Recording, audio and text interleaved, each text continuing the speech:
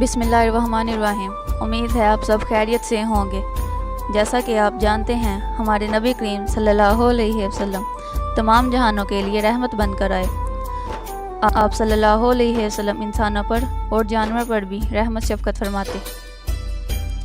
12 سال کی عمر میں اپنے چچا کی قیادت میں ملک شام کا پہلا سفر کیا اور اپنی معاش کے لیے تجارت کو ذریعہ معاش بنایا۔ 580 کے درمیان جنگ فجار کا واقعہ پیش آیا۔ چونکہ قریش اس میں حق پر تھے، اس لیے آپ صلی اللہ علیہ وسلم نے اس جنگ میں اپنی قوم کا ساتھ دیا۔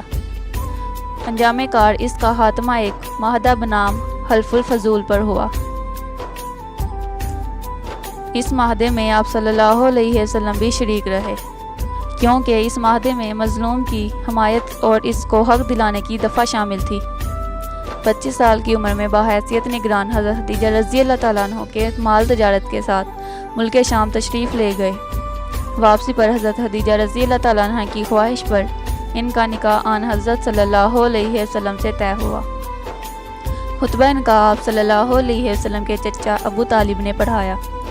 حضرت خدیجہ رضی اللہ تعالیٰ عنہ سے آپ صلی اللہ علیہ وسلم کے 2 صاحبزادے قاسم اور عبداللہ پیدا ہوئے اور بچپن ہی میں فوت ہو گئے۔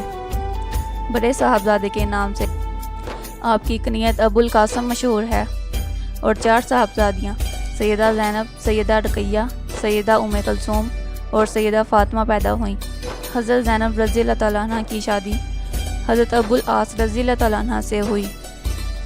حضرت رقیہ رضی اللہ تعالیٰ عنہ اور حضرت ام کلثوم رضی اللہ تعالیٰ عنہ کی شادی حضرت عثمان غنی رضی اللہ تعالیٰ عنہ سے ہوئی اور حضور صلی اللہ علیہ وسلم کی حیات میں ہی رحلت فرما گئی، جبکہ سب سے چھوٹی صاحبزادی خاتون جنت کا نکاح حضرت علی رضی اللہ تعالیٰ عنہ سے ہوا اور آپ کی رحلت کے 6 ماہ بعد ان کا بھی انتقال ہو گیا۔ خاندان سعادت انہی سے چلتا ہے۔